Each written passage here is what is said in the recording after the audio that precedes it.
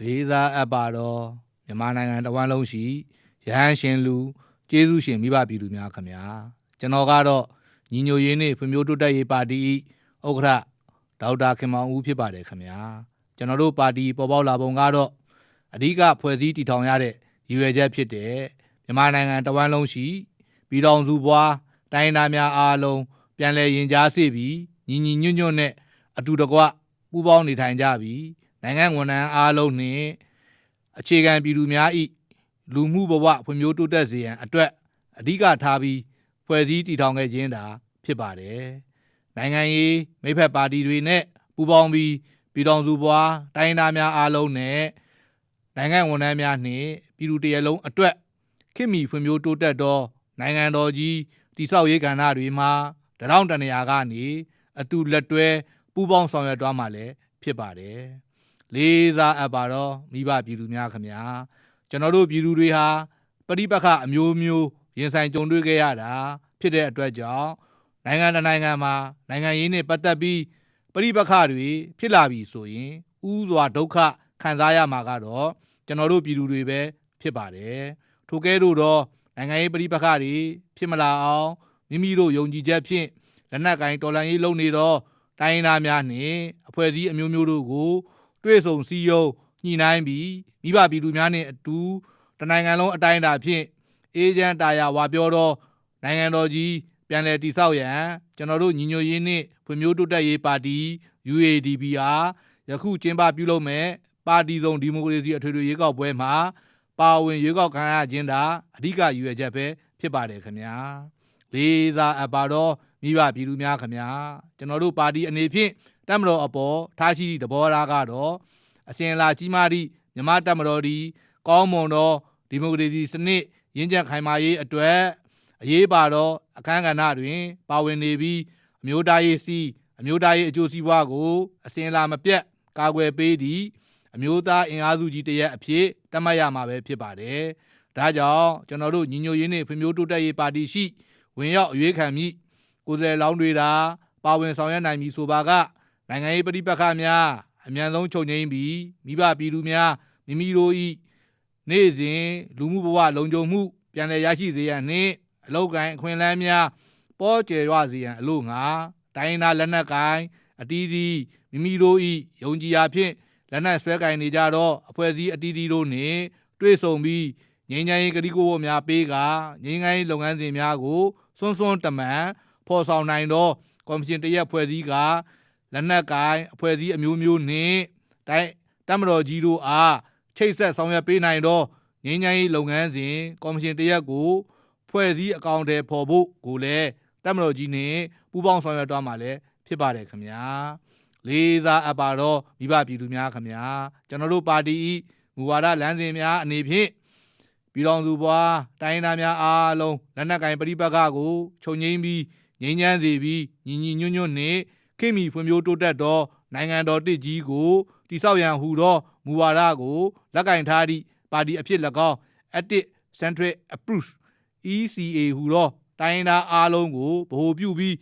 ဆွေးနွေးညှိနှိုင်းသောမူဝါဒကိုကျင့်သုံးပြီးခေတ်မီဖွံ့ဖြိုးတိုးတက်သောနိုင်ငံတော်တစ်ကြီးကိုတည်ဆောက်ရန်ဟူသောတနိဒံချထားသောပါတီအဖြစ်၎င်းတိုင်းသားအားလုံးနှင့်အတူလက်တွဲပြီးခေတ်မီဖွံ့ဖြိုးတိုးတက်သောပါတီစုံဒီမိုကရေစီနိုင်ငံတော်တစ်ကြီးတည်ဆောက်ရန်အတွက်တိုင်းသားများ၏လာရောက်ဆက်သွယ်မှုအားမဆောင်စားဘဲ ECA နည်းကိုကျင့်သုံးသွားမည့်ပါတီအဖြစ်၎င်းမိမိတို့အဖွဲ့အစည်းကလက်နက်ကိုင်တိုင်းသားများလက်နက်ကိုင်အဖွဲ့အစည်းများထံသို့တွားရောက်၍တွေ့ဆုံဆွေးနွေးအဖြေရှာမှုမျိုးကိုကျင့်သုံးဆောင်ရွက်သွားမည်ဖြစ်ပါတယ်ခင်ဗျာဒါအပြင်လက်နက်ကိုင်တိုင်းသားတို့နှင့်နိုင်ငံတော်၏ပြည်သူပြည်သားများအတွက်လုံခြုံရေးနှင့်ကာကွယ်ရေးအတွက်ကြာရနေရာမှာတာဝန်ထမ်းဆောင်နေသောမြန်မာတပ်မတော်နှင့်ဆွေးနွေးညှိနှိုင်းမှုများကိုပြုလုပ်ပေးနိုင်ရန်နှင့်ခက်ရခဲ့စဉ်ဖြင့်တိစောက်ခဲ့သောငြိမ်းချမ်းရေးလုပ်ငန်းစဉ်ကြီးအောင်မြင်စေရန်ဆောင်ရွက်ကြမည့်ကျွန်တော်တို့ညီညွတ်ရေးနှင့်ဖွံ့ဖြိုးတိုးတက်ရေးပါတီ၏လွှတ်တော်ကိုယ်စားလှယ်လောင်းများကိုလွှတ်တော်အတွင်းဝင်ရောက်စေဖို့ရာနိုင်ငံတော်ဝန်လုံးရှိမိဘပြည်သူများ၏အတဲကြကမဲတပြားနှင့်ပို့ဆောင်ပေးကြပါရန်တိုက်တွန်းနှိုးဆော်အပ်ပါတယ်ခင်ဗျာလေးစားအပ်ပါတော့မိဘပြည်သူများခင်ဗျာကျွန်တော်တို့ပါတီအနေဖြင့်ညီညွတ်မှပြည်သားမီညီညွတ်မှအေးချမ်းမီညီညွတ်မှတိုးတက်မီဖြစ်သော ညီညွတ်မှုသည်ငြိမ်းချမ်းရေးဖွံ့ဖြိုးတိုးတက်ရေးရှုထောင့်တရားများအတွက်အခြေခံကြောက်တုံးပမာတာဖြစ်ပါတယ်မြန်မာပြည်သူပြည်သားများအားလုံး၏အခွင့်အလမ်းများဂုဏ်သိက္ခာနှင့်အနာဂတ်အဆင့်မြင့်မှုတို့ကိုညီမျှစွာတည်ဆောက်သွားရန်လည်းစိတ်အားထက်သန်ရပါတယ်ခင်ဗျာမိမိတို့ပါတီလုပ်ငန်းစဉ်အနေဖြင့်ပထမဆုံးအနေဖြင့်ညီညွတ်မှပြည်သားမည်ဖြစ်သောလူမျိုးဘာသာယဉ်ကျေးမှုမရွေးစင်တူညီမျှသောအခွင့်အလမ်းများဆောင်ရွက်ပေးနိုင်ခြင်းအမျိုးသားညီညွတ်ရေးကိုအခြေခံ၍အမျိုးသားအဆင့်အပြည်ပြည်ဆိုင်ရာမိတ်ဆွေများပေါ်ပေါက်နိုင်ရေးတည်ဆောက်ခြင်းဒုတိယအနေဖြင့်ညီညွတ်မှဖွံ့ဖြိုးမည်ဖြစ်သောစီးပွားရေးစနစ်တရားများအားမူတည်ပြီး MSME အသေးစားအလက်စားလုပ်ငန်းများကိုအားပေးခြင်းအခြေခံပညာအထက်တန်းပညာနှင့်နည်းပညာသိပ္ပံပညာစနစ်များကိုတိုးတက်စေရန်အတစ်ပုံစံဖော်ဆောင်ခြင်းစက်မှုလယ်ယာကုတန်းရောင်းဝယ်ရေးနှင့်နည်းပညာတင်များအထိအမျိုးသားဖွံ့ဖြိုးတိုးတက်ရေးအတွက်ဆောင်ရွက်ခြင်းတတိယအနေဖြင့်ညီညွတ်မှအေးချမ်းမည်ဖြစ်သောစီရေးအဓိကမဟုတ်ဘဲတနိုင်ငံလုံးပြစ်ခတ်တိုက်ခိုက်မှုရက်စဲရေးသဘောတူစာချုပ် NCA အစည်းအဝေးအားဆောင်ရွက်ခြင်းပြည်သူများအားလုံး၏ဘေးကင်းလုံခြုံမှုကိုဦးစားပေးဆောင်ရွက်ခြင်းငြိမ်းချမ်းသာယာသောလူမှုဘဝတည်ဆောက်ခြင်းစရုဒ္ဓအနေဖြင့်ညီညွတ်မှတိုးတက်မည်ဖြစ်သောလမ်းပန်းဆက်သွယ်ရေးနှင့်အခြေခံအဆောက်အဦများတည်ဆောက်ခြင်းစမှုကဏ္ဍဖွံ့ဖြိုးတိုးတက်ရေးတို့အားဆောင်ရွက်ခြင်းအလုပ်ကိုင်အခွင့်အလမ်းများတိုးပွားစေရန်နိုင်ငံအတွင်းနိုင်ငံခြားယင်းနှီးမြှုပ်နှံမှုများကိုဖွင့်လှစ်ခြင်းလူငယ်နည်းပညာသိပ္ပံပညာရှင်များအတွက်နိုင်ငံအဆင့်အခွင့်အလမ်းများပေးနိုင်အောင်ဆောင်ရွက်ခြင်းပြင်စမအနေဖြင့်ညီညွတ်မှရွှေရောင်အနာဂတ်ပန်းနိုင်စီတို့ဖြစ်သောတိုးတက်မှုအေးချမ်းမှုညီညွတ်မှုတို့ကိုပေါင်းစည်းသည့်ရွှေရောင်အနာဂတ်တို့ဥတည်နိုင်ရန်အတွက်ကျွမ်းကျင်ပညာရှင်များတိုးပွားပြီးအခွင့်အလမ်းတူညီသည့်လူမှုရေးအဖွဲ့အစည်းများတည်ဆောက်ခြင်းမြန်မာပြည်ကြီးနိုင်ငံတကာတွင်ဂုဏ်သိက္ခာမြင့်မားစေရန်အတွက်တတ်သည့်ပညာရှင်များနှင့်ပူးပေါင်းဆောင်ရွက်သွားမည်ဖြစ်ပါတယ်ခင်ဗျာလေးစားအပ်ပါတော့မိဘပြည်သူများခင်ဗျာကျွန်တော်တို့ပါတီနိုင်ငံရေးမူဝါဒလမ်းစဉ်အဖြစ်မိမိတို့ပါတီသည်မြန်မာနိုင်ငံ၏တမိုင်းဆိုင်ရာဖြစ်စဉ်များပေါ်အခြေခံလျက်တိုင်းရင်းသားစည်းလုံးညီညွတ်ရေးနိုင်ငံလွတ်လပ်ရေးနှင့်အချုပ်အခြာအာဏာတည်တံ့ခိုင်မြဲရေးဒီမိုကရေစီနှင့်လူ့အခွင့်အရေးဆိုင်ရာလူလားချက်များအပါအဝင်နိုင်ငံတော်နှင့်နိုင်ငံသားများ၏အကျိုးကိုမှန်ကန်ထိရောက်စွာတည်ပိုးဆောင်ရွက်နိုင်ရန်ရွေးကောက်ပွဲများတွင်ဝင်ရောက်ကာပြည်သူများ၏အဆုံးဖြတ်ကိုခံယူသွားမှာဖြစ်ပါတယ်လွတ်လပ်ရေးတက်ကြပြီးဗတ်မလိုက်တော့နိုင်ငံခြားရေးမူဝါဒကိုကျင့်သုံးခြင်းငြိမ်းချမ်းစွာအတူရင်ထွင်နေထိုင်ရေးမူကြီး၅ချက်ကိုဆက်လက်ကျင့်သုံးခြင်းကုလသမဂ္ဂအဖွဲ့အစည်းများနိုင်ငံတကာအဖွဲ့အစည်းများတွင်တက်ကြွစွာပါဝင်ဆောင်ရွက်ခြင်းဒေသတွင်အဖွဲ့အစည်းများတွင်လည်းတက်ကြွစွာပါဝင်မည်အထူးသဖြင့်အိန္ဒိယနိုင်ငံများနှင့်ပိုမိုချစ်ကြည်ရင်းနှီးစွာဆောင်ရွက်မည်အိန္ဒိယကောင်းပိတစွာနေထိုင်ဆောင်ရွက်ခြင်းနိုင်ငံတကာအလွယ်တွင်မြန်မာနိုင်ငံ၏ပုံရိပ်ကောင်းများကိုအထူးအလေးပေးဆောင်ရွက်ခြင်းနိုင်ငံတော်အချုပ်အခြာအာဏာကိုထိပါလာသည့်မြည်သည့်ပြည်ပဆွတ်ဖက်မှုမျိုးကိုမဆိုပြည်သူများနှင့်အတူစတင်ဆောင်ရွက်ခြင်းနိုင်ငံတော်တွင်အသိပညာရှင်အသက်ပညာရှင်များအတွက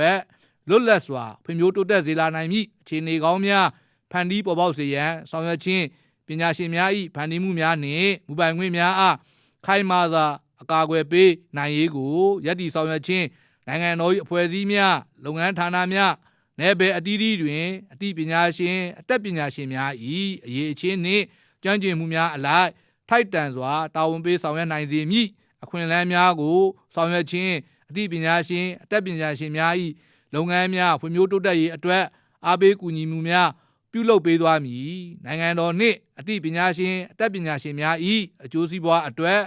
အဖွဲ့အစည်းများထူထောင်နိုင်ရေးကိုဆောင်ရွက်ခြင်းနိုင်ငံဝန်ထမ်းများအငြိမ်းစားဝန်ထမ်းများအခြေခံလူတန်းစားများနှင့်နယ်ပယ်အသီးသီးတွင်ရှိကြသောပြည်သူများအားလုံးအတွက်အိမ်ယာတိုက်ခန်းများအား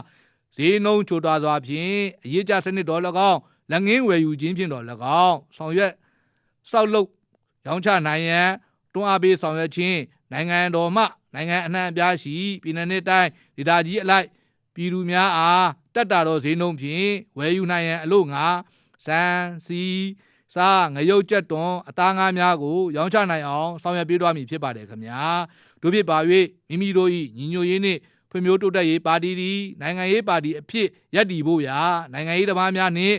ဖွဲ့စည်းတည်ထောက်ခဲ့ခြင်းမဟုတ်ဘဲနိုင်ငံဝန်ထမ်းအငြိမ်းသားများလူမှုရေးပရဟိတအသင်းအဖွဲ့များစုပေါင်း၍လူထုကြားမှပေါ်ထွန်းလာသောနိုင်ငံရေးပါတီဖြစ်ပါတော့ကြောင့်မိဘပြည်သူများ၏ အတဲကြကမဲတပြားဒီအနာဂတ်မြန်မာနိုင်ငံတော်ကြီးအတွက်မျိုးသားကောင်းတစ်ဖွဲတာဖြစ်ပါကြောင်းနှင့်ညီညွတ်မှတာအောင်မြင်မည်ညီညွတ်မှတာဖွံ့ဖြိုးမည်ညီညွတ်မှတာအေးချမ်းမည်ညီညွတ်မှတာတိုးတက်မည်ဟုပြောကြရင်မြန်မာနိုင်ငံတဝန်းလုံးရှိရဟန်းပြည်ရှင်လူကျေးဇူးရှင်မိဘပြည်သူများအားလုံးစိတ်ဓာတ်ဒုက္ခကာယဒုက္ခနှဖျားနှင့်ပြည့်စုံကြပြီးစီးပွားလက်လာပတ်များပွင့်လန်းနိုင်ကြပါစေလို့ဆုမွန်ကောင်းမေတ္တာပို့တရင်ညီကုန်းချုပ်အပ်ပါတယ်ခင်ဗျာ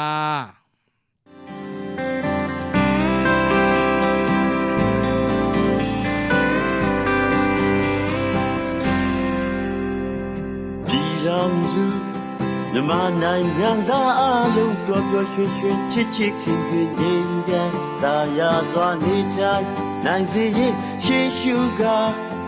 လူမျိုးဘာသာဆင်းရဲချမ်းသာကြောသာရင်သာမခွဲကြပဲတူညီစွာလူသားတိုင်းခွင့်ရည်များအတွက် UADP ညီညွတ်ရေးနဲ့ဖွံ့ဖြိုးတိုးတက်ရေးပါတီသည်အပြာရောင်နောက်ခံမြန်မာနိုင်ငံပုံလေပုံ၌ညီညွတ်သောသင်္ကေတဖြစ်သည်လက်ဆွဲလို့ရှမ်းနေသည်ပုံတံငြိမ်းချမ်းရေးကျုံငယ်ငယ်တန်လွင်ကားကြိုက်ချီရရင်မြန်မာပြည်ကြီးသာယာဝပြောစီဖို့ရဲ့ပြန်သလာနေသည်ကအောင်မြင်ခြင်းထိမှဖြစ်အောင်တည်းကပြည့်ဝရလို့ထားသည်အပြာရောင်သည်ကောင်းကင်နဲ့တလေကြီးရဲ့ငြိမ်းချမ်းရေးသက်သေအပေါ်ညွန်သည်ငြိမ်းချမ်းရေးသက်သေအလံဤအလေလိုက်အကျူရောက်မြန်မာနိုင်ငံပြည်ပုံပါရှိရခြင်းမှာမြန်မာနိုင်ငံကြီးငြိမ်းချမ်းသာယာပါစေလို့ကြောင်းအမတ်သားဖြစ်သည်ကျူမြတ်မတန်တဲ့အားကြီးစားပြန်တန်လာခြင်းမြန်မာနိုင်ငံကြီးအမှန်ပင်ငြိမ်းချမ်းစွာနေနိုင်ကြရတော့ပြီဘုံဆောင်ခြင်းဖြစ်ပါသည်လက်ဆွဲနှုတ်ဆက်နေသောသင်္ကေတသည်စီလုံးညီညွတ်ရေးကိုပေါ်ကျူပါသည်အောင်တည်းခက်သည်အောင်မြင်ခြင်းခြင်းမအားကိုစားပြုပါသည်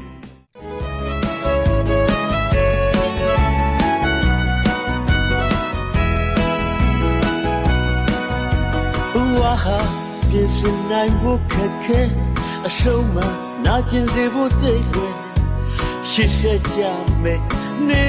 တဲ့တွင်ဒီကိုအမြတ်လေးတဲ့နေစေယူနေထိုင်မှုဘဝရဲ့မပြည့်စုံလိုအင်တွေကများတယ်ကံအကျိုးပေးမကောင်းလို့ချုံမြဲသူတွေအတွက်နေတဲ့တွင်မှာကူညီပေးမယ်တန်တဲ့မြတ်ကတင်သွားမယ်လူသားတိုင်းအလုံးမပြေဝတော့တချို့တွေသက်သာမယ်ဒီသူတွေရဲ့အခွင့်အရေးများ UADP လှူရှားသွားအများကျိုးအတွက်လေကြိုးစားလို့ရဲ့တာဝန်တွေယူပေးမယ်နေစေရှင်သာချိန်များအားအများပြည်သူအတွက်ပုံပေးထား UADP ပါတီဝင်များရဲ့လက်တွေဆဲလို့ရဲ့ချစ်နာမှုများအားမျှဝေကြမယ် UADP ပါတီဝင်တွေသူညီစိတ်များရွေးချယ်ပါတီရဲ့တောင်းပန်တွေဖြတ်လို့ရဲ့ရင်မှန်ထားတဲ့ခရီးလမ်းကိုတို့တွေစူးစမ်းသွားကြမယ် UADP ပါတီဝင်တွေရဲ့အာမန်ဖြူစင်စိတ်ထားရင်ခံကိုတို့အတွက်မငဲတဲ့ပေးဆက်သူတွေမို့